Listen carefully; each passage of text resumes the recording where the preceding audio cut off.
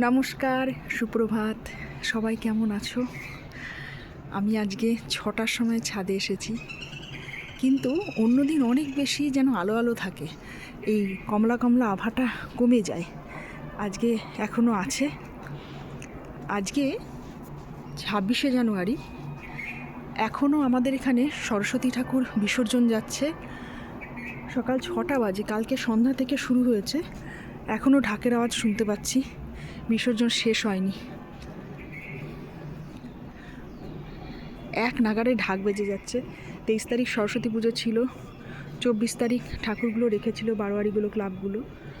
25 তারিখে বিসর্জন শুরু হয়েছে, মানে গতকাল বিকেলবেলায়। সন্ধ্যা থেকে রাত গড়িয়ে ভোর হয়ে গেছে, এখনও বিসর্জন শেষ হয়নি। এখনও ঢাকের আওয়াজ আমি স্পষ্ট শুনতে পাচ্ছি।